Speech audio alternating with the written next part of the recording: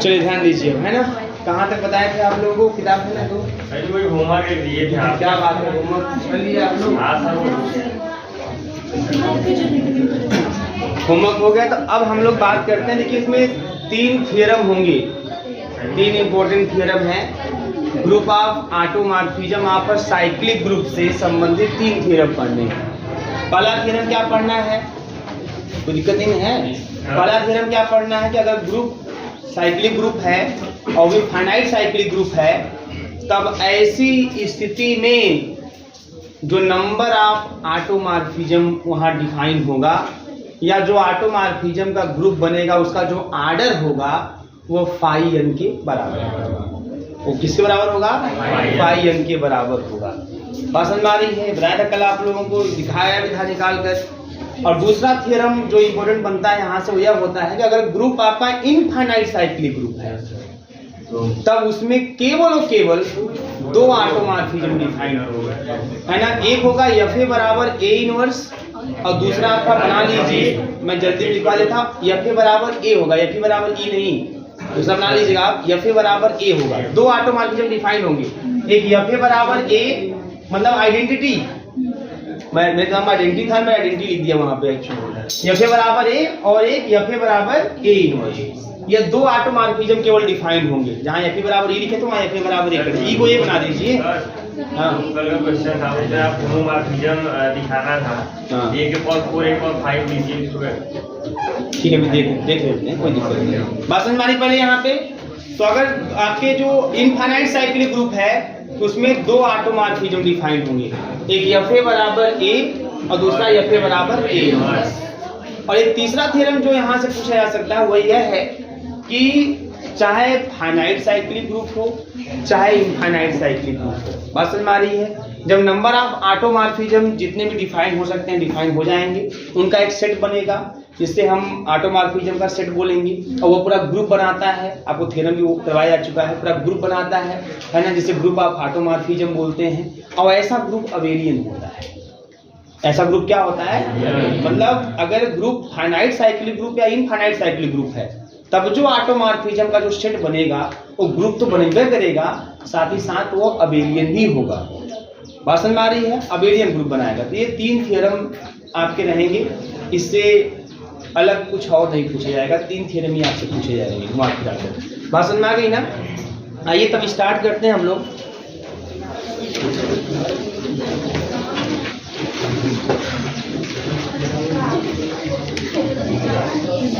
तो पहला थ्योरम आप नोट करिए, let G be a finite cyclic group, let G be a finite cyclic group of order, let G be a finite cyclic group of order small n, of order small n, so that of order small n, so that SHOW order of AG, order of AG, AG मतलब automorphism group, order of AG is equal to phi n, is equal to phi n. Order of AG is equal to phi n, where phi is the Euler's function, where phi is the Euler's function। ठीक है, यही कहने का इसके मतलब है कि अगर G कैसा ग्रुप है बेटा? फाइनाइट साइक्लिक ग्रुप है, तब ऐसे G से G में जितने भी ऑटोमॉर्फिज्म डिफाइंड होंगे, है ना, उन सभी ऑटोमॉर्फिज्म का सेट ग्रुप का फॉर्मेशन करें, जिसे हम ऑटोमॉर्फिज्म ग्रुप बोलेंगे। उसका आर्डर जो होगा वो फाई n के बराबर। अभी मैंने कल आपको निकाल के सब बताया भी था, है ना, कि आप देख लीजिए खुद जितने भी ऑटोमॉर्फिज्म डिफाइंड, और कितने आपको भी बताया था कि कौन कौन होंगे, जितने भी उसमें जनरेटर होंगे उसी के करस्पॉन्डिंग जो ऑटोमॉर्फिज्म डिफाइंड होगा, है ना, वो पूरा ऑटोमॉर्फिज्म, है ना, वो पूरा जो है ना, ऑटोमॉर्फिज्म के सेट में बिलोंग करेगा और पूरा ग्रुप का फॉर्मेशन करेगा। जनरेटर करस्पॉन्डिंग जो भी मैपिंग डिफाइंड होगा वो पूरा ऑटोमॉर्फिज्म प्रॉपर्टी होल्ड करेगा। तो कल आपने देखा था और कितने थे वो डिपेंड, वो फाई एन से निकल भी जाएगा आपका आसानी से। कल आपको एग्जाम्पल मैंने कराया था और कल आप लोग निकाले भी होंगे।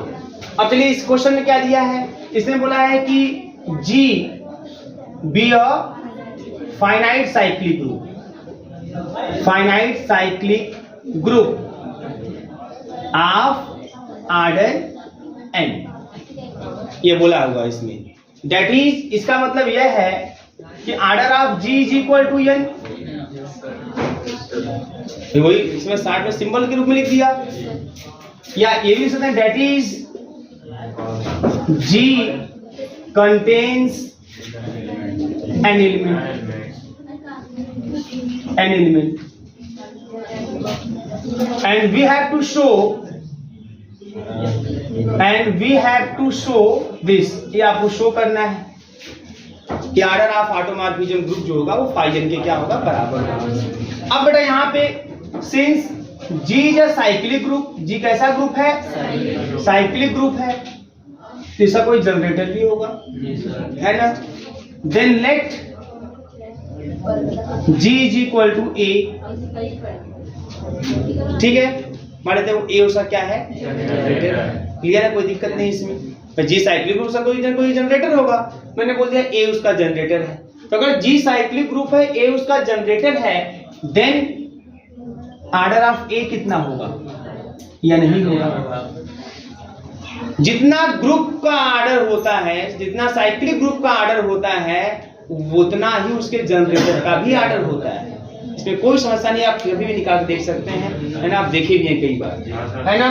तो किसी भी ग्रुप में अगर ग्रुप साइक्लिक ग्रुप है तो जितना उसका ऑर्डर होगा उतना ही उसके जनरेटर का भी ऑर्डर होगा। कल ऐसे क्वेश्चन आपको जो दिया गया था उसमें जितने भी एलिमेंट थे वो उसका ऑर्डर हो गया ग्रुप का, और जितने भी जनरेटर थे सबका ऑर्डर निकालो, सबका ऑर्डर ग्रुप के ऑर्डर के बराबर आता है ना। तो order of generator is always equal to the order of cyclic group, ठीक है ना। तो ये हो गया आपके पास, ये रिजल्ट हो गया कि order of A is equal to n, ठीक है। जब आपने यह माना तो ये चीज आपके पास हो गया। इसे बोल रहे हैं इक्वेशन नंबर फर्स्ट, यही इक्वेशन नंबर फर्स्ट। और आगे देखिए यहाँ पे सिंस f है जो है, एक अब हम f ले लेते हैं, f की बात करते हैं, या इफ f इज ऑटोमॉर्फिज्म, अगर f ऑटोमॉर्फिज्म है, ऑटोमॉर्फिज्म, देन अगर f ऑटोमॉर्फिज्म है, then f a to the power k is equal to f a to the power k। अभी अगर आप दिखा सकते हैं कैसे हो सकता है, पता है, अगर इसको दिखाना कैसे दिखाएंगे, मैं आपको बताया हूँ सब कुछ। f a to the power k मतलब a into a k time, और f ऑटोमॉर्फिज्म है तो f होमोमॉर्फिज्म है, और होमोमॉर्फिज्म है तो f a इंटू b बराबर f a इंटू f। तो f a इंटू है कई बार, तो f a into f a into f a k time लिखेंगे, k टाइम लिखेंगे, और f a into f a into k time तो मतलब f की पावर k। तो ऐसा अगर f होमोमॉर्फिज्म है, ऑटोमॉर्फिज्म है, तो ये चीजें होल्ड होंगी, ठीक है ना। अब आगे कहानी देख लीजिए, हम लेट कर लेते हैं f a is equal to a to the power m, क्योंकि यहाँ बात हो रही है साइक्लिक ग्रुप पे ऑटोमॉर्फिज्म की। तो अभी आपने डिफिनेशन लिखा हुआ है, अगर साइक्लिक ग्रुप में ऑटोमॉर्फिज्म डिफाइन करना है तो इसी तरीके से डिफाइन होता है, भाषण में इसी तरीके से डिफाइन होता है। और एक बात और है कि जो m होगा, है ना, लिस्ट जनरेटर होगा, A to the power m is also generator of G, है ना, जनरेटर ऑफ G जो कि साइक्लिक ग्रुप है। मैंने कल बताया था ना, अगर G साइक्लिक ग्रुप है तो जो इस तरीके की मैपिंग डिफाइन होगी वो ऑटोमॉर्फिज्म होगी, और जिस रूप में डिफाइन हो रही है जो यहाँ e to the power m है वो जनरेटर का काम निश्चित करेगा, और उसी करेस्पॉन्डिंग ही ऑटोमॉर्फिज्म बनेगा। क्योंकि आपने कल देखा था एग्जांपल के थ्रू, है ना, जो जनरेटर नहीं था आप देखे थे कि वो ऑटोमॉर्फिज्म के प्रॉपर्टी पूरी होल्ड नहीं कर पा रहा, है ना, ये चीज। और एक बात और कि जो m का मान होगा ये 0 भी हो सकता है, बोलो, है ना, ये आपका 0 भी हो सकता है और 0 से बड़ा भी हो सकता है, लेकिन n से क्या होगा, छोटा। बस समझ में आ रही, n से क्या होगा, छोटा। क्योंकि अगर आप कल देख लो, कल का एग्जाम्पल उठा के देख लो, कल का आप एग्जाम्पल ही उठा के देख लो, तो जो भी जनरेटर है, जैसे मान लीजिए आपके ग्रुप में a⁻7 तक मैं लिखा हूँ मान लो, तो a⁻7 नहीं लिखते उसको, मतलब कि आर्डर ऐसे मान लीजिए, देखो यहाँ पे समझो मेरी बात, कल मैंने लिया था a² a³ a⁻4 तक ना, ये आपका e इस तरीके से। तो यहाँ कितनी मैपिंग डिफाइंड हुई थी, है ना, जो ऑटोमॉर्फिज्म बना रही थी, एक fa बराबर a था, एक fa बराबर a³ था, तो यही तो मैक्सिमम यही तक ना हुआ था, तो ये 3 4 से छोटा ही तो है, यही हमारा n है, 4 एलिमेंट है ना इसमें, 3 बराबर 4। ग्रुप का ऑर्डर n क्या है, n जो है ग्रुप का ऑर्डर है, और ग्रुप का ऑर्डर क्या होता है, नंबर ऑफ एलिमेंट। इसमें कितने number of element, 4 number of element है, तो यहाँ पे मैक्सिमम कहाँ तक, 3 तक ही गया है, देखो, तो 4 से छोटा ही है 3, बात समझ में आ रही है। इस तरीके से इसी प्रकार से अगर हम बात करें, जो कल मैंने आपको होमवर्क दिया था, वो कहाँ तक दिया था, 6 तक, 7 तक, 6 तक मैंने दिया हुआ था, और इसको आइडेंटिटी बोला हुआ था, यही ना कल के क्वेश्चन में। तो यहाँ पे कौन कौन बनाया था, है ना, ए बनाया था, A5 बनाया था, पूरा ऑटोमॉर्फिज्म का प्रॉपर्टी होल्ड किया था, है ना, तो ये भी तो 6 से छोटा ही है। कभी आपने देखा गया कि जहां तक गया वहां तक बना हो, कभी कभी किसी में नहीं बन पाएगा, आप देखेंगे। तो जब भी ये जो यम a⁻m के रूप में डिफाइंड होगा और ऑटोमॉर्फिज्म बनेगा, तो एक बात कंफर्म है कि उस यम का मान क्या होगा, n से छोटा होगा। अब बेटा आगे की बात देखिए थोड़ा ध्यान से। नाउ अब हम देखते हैं fa की पावर n लगाते हैं, fa की पावर n। अब देखिए fa की पावर n से क्या होने वाला है सर, हाँ, यदि आपको इसमें लेस देन यम से जब भी ऊपर छोटा होगा, तो पिछले वाले में आप प्रवाह यम लेस है इक्वल टू यम जो थ्योरम, सर पिछले वाले में जो प्रवाह यहाँ पे थ्योरम। अब एक बात करते हैं उसको, तो देखिए तो एक बार देख लीजिए मैं क्या करवाया, उसके बाद बात करते हैं। यहाँ fa की पावर n है, देख लीजिए एक बार अपने से, fa की पावर n है, तो इसको मैं क्या लिख सकता हूँ बताइए, है ना, इसका मतलब ये है, अगर मैं इसके अकॉर्डिंग लिखूं जो डिफाइंड है ना, तो इसमें f a की पावर n लिख सकता हूँ, f a की पावर n लिख सकता हूँ, नहीं लिख सकता हूँ यहाँ पे, इसके अकॉर्डिंग भाई ये चीज अभी दिखाया था कैसे प्रूव करते हैं इसको, या इसी लिख दो, आपका मन लिख दो fa into n टाइम्स, और f होमोमॉर्फिज्म, तो अंदर कर लो सबको, f ब्रैकेट में a into n टाइम्स, तो f ब्रैकेट में a to the power n, और a to the power n क्या है पता है, e है। कैसे पता, यहीं से, अगर एक ऑर्डर n आपने बोला है तो a के power n equal to e तो होगा करेगा। तो यहां से हो गया आपका fe, और f हमारा ऑटोमॉर्फिज्म की बात चल रही है, f ऑटोमॉर्फिज्म है, तो f अगर ऑटोमॉर्फिज्म है तो होमोमॉर्फिज्म होगा, अगर होमोमॉर्फिज्म है तो होमोमॉर्फिज्म दो प्रॉपर्टी, fe बराबर e, अगर g से g में डिफाइंड है तो fe बराबर e, अगर g से g डैश में डिफाइंड है तो fe बराबर e डैश, हर सेमेस्टर है ना, fe बराबर e, और fa का inverse is equal to fa का होल इनवर्स। ये दो बातें हमेशा दिमाग में आपके रहेंगी। अगर मैपिंग f मैप g से g में है और f होमोमॉर्फिज्म है, तो ये दो थ्योरम हमेशा होल्ड होंगे। तो आपने वहां क्या पढ़ा था, वहां पे आपका था f map g to g dash था, तो यहाँ पे e डैश था, बस यही बात थी थर्ड सेमेस्टर में, होमोमॉर्फिज्म आइसोमॉर्फिज्म का थ्योरम था। यहाँ पे चूंकि g से g में ही है तो ये e होगा, बात समझ आ रही है। तो fe बराबर क्या आ गया, e आ गया। अब जब मैंने fa के ऊपर n लगाया पावर, जब मैंने fa की पावर क्या लगाया, n लगाया, तो हमें आइडेंटिटी मिल गया। इसका मतलब एक बात तो कंफर्म है कि जो fa का ऑर्डर होगा, जो fa का ऑर्डर होगा वो या तो n होगा या तो n से छोटा होगा, क्योंकि ऑर्डर हमेशा लिस्ट होता है। एक अगर n हमको आइडेंटिटी दे गया तो ये तो बात कंफर्म है कि अब n से बड़ा कोई अगर रहेगा जो आइडेंटिटी देगा तो वो तो ऑर्डर नहीं होगा, क्योंकि अगर उससे बड़ा कोई आइडेंटिटी देगा भी तभी तो n का ऑर्डर बोलेंगे, क्योंकि छोटा है ना। हाँ, अगर इससे छोटा कोई आइडेंटिटी दे गया तब तो वो ऑर्डर बन जाएगा।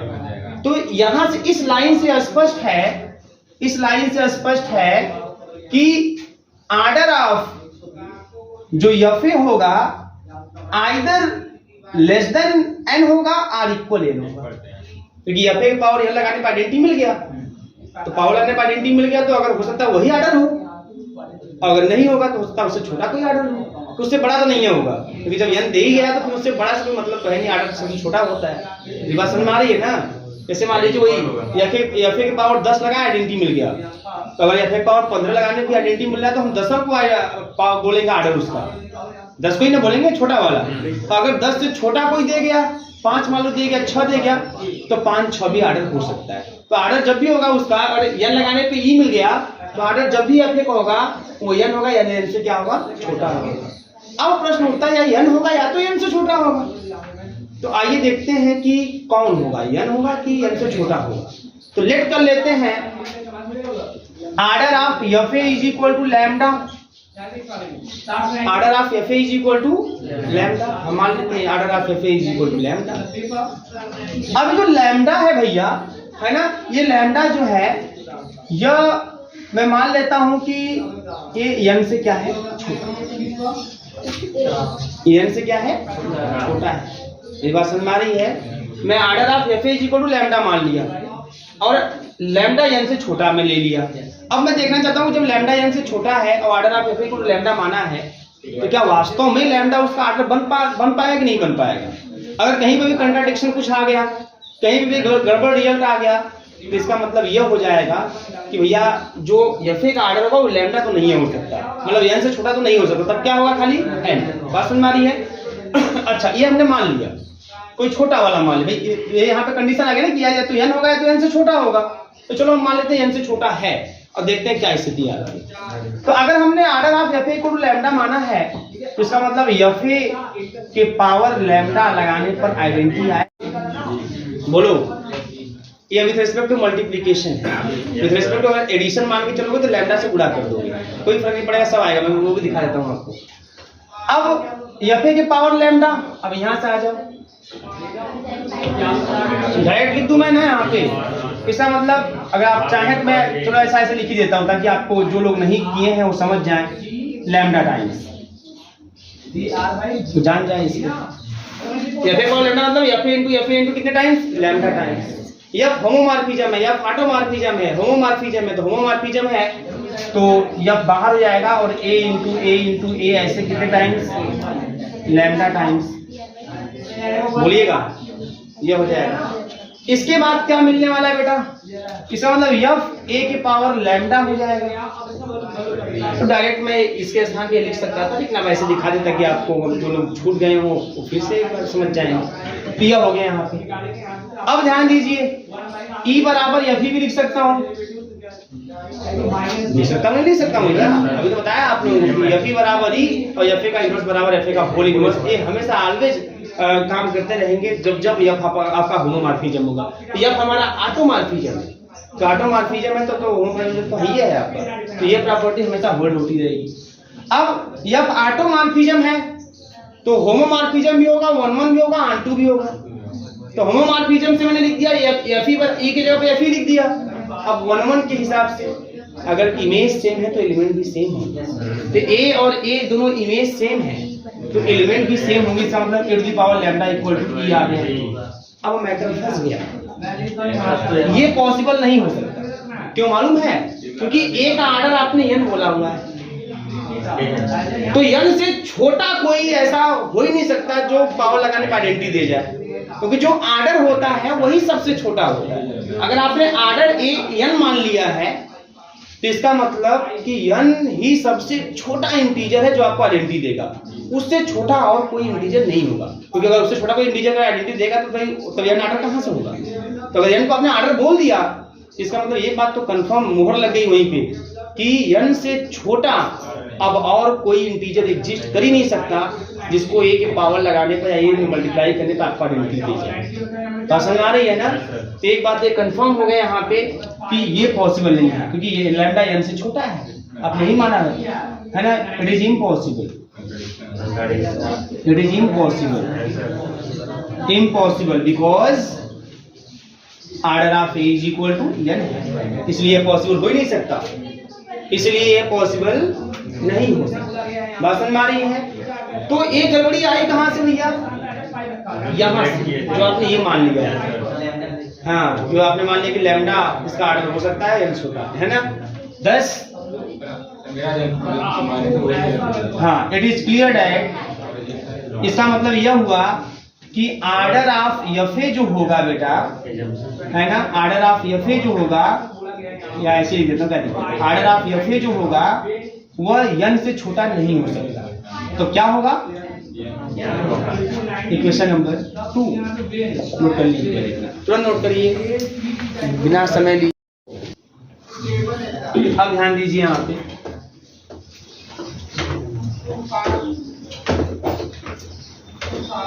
लेट कर लेते हैं, let m comma n is equal to d, मतलब m और n का मौसम HCF, बात समझ में आ रही है। ये मान लेते हैं क्या है, d है, क्या है d। अब ये जो d होगा ये या तो 1 होगा या 1 से ग्रेटर होगा, बोलो। ये जो d होगा या तो 1 होगा या n से क्या होगा, ग्रेटर होगा, है ना। ये d is either 1 or greater than 1, clear है ना, यही ना होगा, ठीक है। ये जो हमारा d होने वाला है या तो 1 होगा या 1 से ग्रेटर होगा। अब ध्यान दीजिए यहाँ पे, अब ऐसी स्थिति में लेट कर लेते हैं यहाँ पे d इज ग्रेटर देन 1, हम मान लेते हैं d क्या है, 1 से ग्रेटर है, मान लेते हैं d क्या है, 1 से बड़ा है ना। Now a to the power m to the power n upon d, इसकी वैल्यू निकाल के देखना चाहते हैं, इसकी वैल्यू क्या आती है, ठीक है। ध्यान दीजिए, इसकी वैल्यू क्या आती है, मैं ये देखना चाहता हूँ इसकी वैल्यू क्या आने वाली है भैया। तो ये हो जाएगा a to the power mn upon d, ठीक है। इसको हम ऐसे लिख सकते हैं a to the power nm upon d, इसको ये लिख सकते हैं, सॉरी a भैया a, इसको ये लिख सकते हैं a to the power n और m अपॉन d भी कर सकते हैं, बोलिए। और ये क्या है आपका आइडेंटिटी, है ना, m अपॉन d, तो ये आपको क्या मिल जाएगा, e मिल जाएगा, मिल जाएगा नहीं मिल जाएगा, ठीक है ना। तो ये आपको मिल गया a to the power m to the power n upon d is equal to identity, आपको ये मिल गया।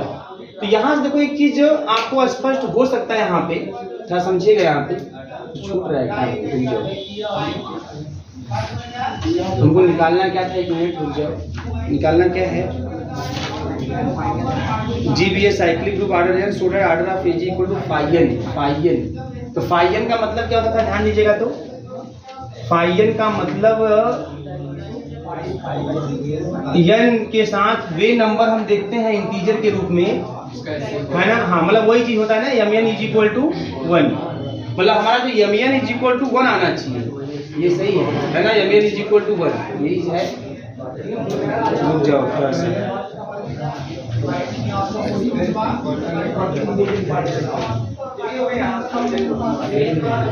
हमारा ये रिजल्ट आना चाहिए, हमने क्या मान लिया, d। रुक जाओ, इसको मैं थोड़ा सा चेंज प्रोसेस देखिए यहाँ पे, ठीक है।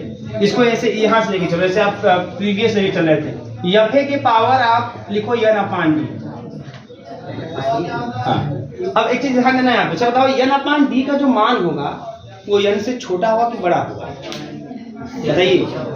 n अपॉन d का जो मान होगा वो n से छोटा होगा कि बड़ा होगा, n से छोटा होगा, क्योंकि मैंने d क्या लिया है, 1 से बड़ा, वो ध्यान समझिएगा, मैंने d लिया है 1 से बड़ा, इसलिए n अपॉन d का मान 1 से छोटा होगा। अगर मैं d 1 से छोटा अगर लेता तब n अपॉन d का मान n से बड़ा हो जाता है, बात समझ में आ रही है ना।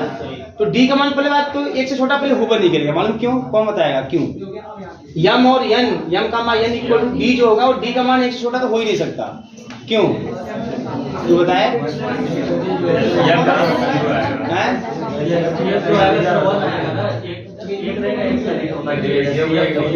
HCF की बात चल रही है यहाँ पे, है ना। और ये इंटीजर है ना, ये mn क्या है, इंटीजर है, तो इंटीजर है, तो इंटीजर की स्थिति में वो भी पॉजिटिव इंटीजर है, ये भी याद रखिए, पॉजिटिव इंटीजर है, तो ये 1 2 3 4 यही सब हो सकते हैं। ऐसे में कोई भी दो इंटीजर लोगे तो उसका जो HCF मौसा आएगा वो 1 आएगा तब दोनों बराबर होंगे, और अगर बराबर नहीं होंगे तब आएगा 1 से अधिक, है ना। छोटा तो नहीं हो सकता, पॉसिबल ही नहीं है। तो इसलिए मैंने यहाँ पे ग्रेटर देन इक्वल लिया है। अब देखो यहाँ पे, अब d ग्रेटर देन 1 होगा कि नहीं होगा, इसमें से कोई एक होगा, तो ग्रेटर देन 1 होगा कि नहीं होगा, इसके लिए मैंने लिख दिया fa के power n upon d।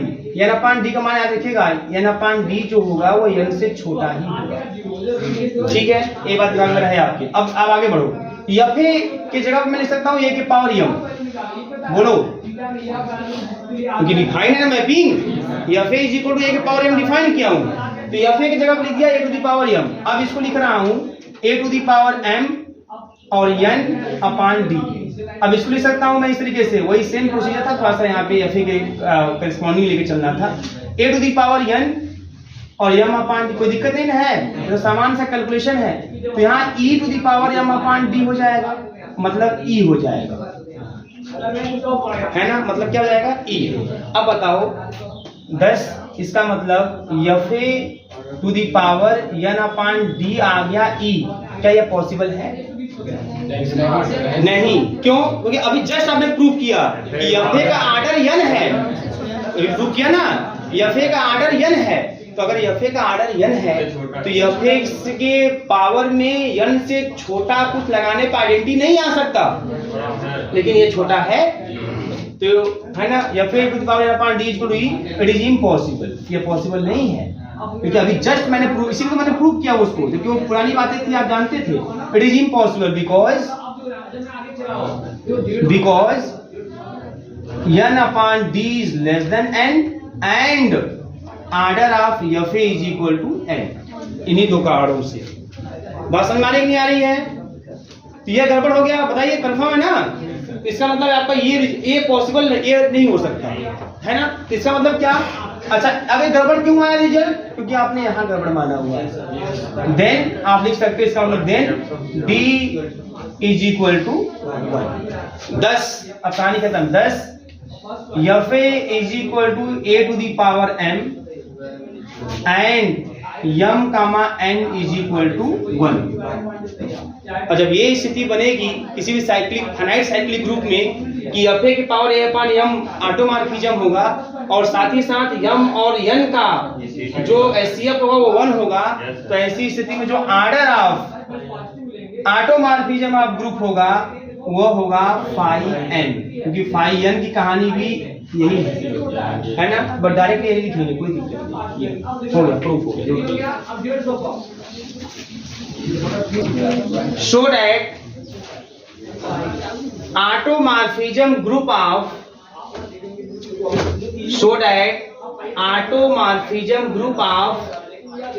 Finite and infinite,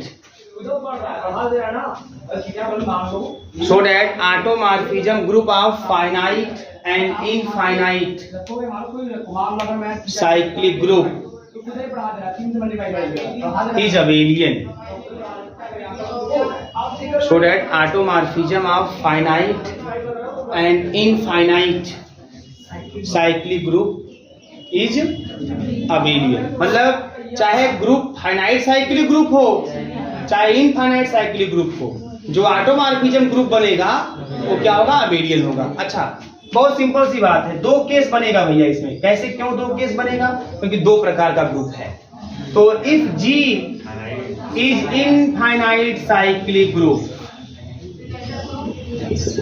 कैसा ग्रुप हो? Infinite cyclic group. आपको अच्छी तरह पता है प्रिंस कि अगर G इनफाइनाइट साइक्लिक ग्रुप होता है तो उसमें केवल 2 ऑटोमॉर्फिज्म डिफाइन होंगे, 2 ही ऑटोमॉर्फिज्म डिफाइन होंगे, है ना? देन AG मतलब जो ऑटोमॉर्फिज्म ग्रुप होगा उसमें 2 ही एलिमेंट होंगे। देखो, जितने भी ऑटोमॉर्फिज्म डिफाइन हो, चाहे 1 हो, 2 हो, 4 हो, सब चाहे जितने भी डिफाइन हो, वो पूरा ग्रुप बनाएगा। तो इनफाइनाइट साइक्लिक ग्रुप है, उसमें 2 ही ऑटोमॉर्फिज्म डिफाइन होंगे, लेकिन वो 2 ही एलिमेंट पूरा ग्रुप बना डालेंगे, याद रखिएगा। क्योंकि कभी भी मैंने बताया था कि किसी भी ग्रुप में अगर आप ऑटोमॉर्फिज्म डिफाइन करते हैं, जितने भी ऑटोमॉर्फिज्म डिफाइन हो, 1 हो, 2 हो, 4 हो, जितने भी डिफाइन हो, उसका सेट पूरा ग्रुप बनाता है। तो अगर G इनफाइनाइट साइक्लिक ग्रुप है तो उसमें 2 ही ऑटोमॉर्फिज्म डिफाइन होंगे। कौन कौन? एक तो खुद आइडेंटिटी वाला, मतलब वही अगर F ऑटोमॉर्फिज्म तो FA बराबर A वाला या IA बराबर A वाला, और एक कौन? और एक FA बराबर A इनवर्स वाला। ये 2 है ना, यही 2 आपको दिखाई देंगे और A बिलोंग्स टू G है। एक 2 ऑटोमॉर्फिज्म आपको दिखाई देंगे। कब? जब G इनफाइनाइट साइक्लिक ग्रुप होगा तब। तो ये दो ऑटोमॉर्फिज्म सेट है ना या इस तरीके से। अब बताओ ये ऑटोमॉर्फिज्म का सेट बन गया हमारे पास। अगर G इनफाइनाइट साइक्लिक ग्रुप है तो ऑटोमॉर्फिज्म के सेट में दो ही एलिमेंट आएंगे, एक आइडेंटिटी मैपिंग आएगी और एक इस तरह की मैपिंग आएगी, और ये दोनों को दोनों ऑटोमॉर्फिज्म पूरी प्रॉपर्टी होल्ड करेंगे। आप चेक कर सकते हो आराम से, कोई समस्या नहीं है, ठीक है ना, इस तरीके से। अब एक बात ध्यान रखिएगा आप लोग, और नहीं अगर आपको ध्यान हुआ उठा के थर्ड सेमेस्टर का बुक देखिएगा, काफी नहीं बुक देखिएगा, तो उसमें देखिए आपको एक चीज आराम से लिखा हुआ मिल जाएगा। हियर ऑर्डर ऑफ एजी, एजी का ऑर्डर कितना है? दो ना, भाई एजी में कितने एलिमेंट हैं? दो एलिमेंट है ना। एक ग्रुप बनाएगा, then group of order two, कोई भी ग्रुप जो दो ऑर्डर का होता है इज ऑलवेज अबेलियन। उठा के आप देख लीजिएगा, और कोई भी एग्जांपल से 1-1 वाला कोई भी उठा के देख लीजिए, जो ग्रुप बनाता हो जिसमें दो ही एलिमेंट हो वो फिक्स वो अबेलियन होता है। ये थ्योरम है ना, थर्ड सेमेस्टर बुक में आपको मिल जाएगा। कोई ग्रुप जिसका ऑर्डर दो हो ऑलवेज अबेलियन, वो हमेशा अबेलियन होता है। देख लीजिए, नहीं समझ में आपको उसको करा के दिखा दूंगा, है ना। कोई ग्रुप हो, साइक्लिक ग्रुप तो पहले ग्रुप होगा, है ना, कोई ग्रुप हो, अगर ग्रुप है अगर उसमें दो एलिमेंट हैं then that group is always abelian. और आपको खाली अबेलियन की बातें यहाँ पे करनी है। Case second, if G is finite cyclic group, अगर G फाइनाइट साइक्लिक ग्रुप है तो ऑटोमॉर्फिज्म वाले में कितने ऑटोमॉर्फिज्म वाले ग्रुप वाले सेट में कितने ऑटोमॉर्फिज्म आएंगे? ऐसे वाले सब आएंगे। फाइनाइट साइक्लिक ग्रुप होता है तो कितने ऑटोमॉर्फिज्म डिफाइन होते हैं? इस तरह वाले तो डिफाइन होते हैं। और a to the power m क्या होता है? Is generator of cyclic group, finite cyclic group. और एक बात कि m, n is equal to 1। कोई ग्रुप अगर फाइनाइट साइक्लिक ग्रुप तो कितने ऑटोमॉर्फिज्म डिफाइन होंगे सब पता है आपको, आप लोग सब निकाल के देख चुके कितने ऑटोमॉर्फिज्म डिफाइन होंगे। जो भी डिफाइन होगा सब इस तरह के डिफाइन होंगे, है ना, बात समझ में आ रही है? इस तरह के डिफाइन होंगे। अब ध्यान दीजिएगा यहाँ पे, अगर मैं इसको और अच्छे से लिखूं तो ऐसे लिख दूं, है ना, एक सिंपल है, लिखे ना लिखे कोई दिक्कत नहीं है, थोड़ा सा ऐसे आराम होगा आपको कैलकुलेशन, मतलब इस तरह का कोई दिक्कत ही नहीं है। खाली यम है क्या, यम सिंबल दे दिया।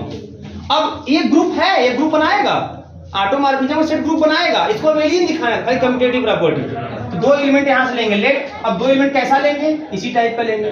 Late FRA and FSA belongs to AG such that FRA मतलब A की पावर R एंड FSA मतलब A की power S। Now FS A बराबर बस दिखा दे FS into FR, commutative property hold, तो ग्रुप पे बना भैया है पूरा। इसमें FR और FSA, पहले FS को A पर ऑपरेट कराते हैं, तो जब FS को A पर ऑपरेट कराएंगे तो मिलेगा A के पावर S, बोलो, और फिर A के पावर S पे जब इसको ऑपरेट कराएंगे तो जब FR किसी भी एलिमेंट पर ऑपरेट होता है तो उससे पावर R हो जाता है, तो A के पावर S तो है, से पावर R हो जाएगा।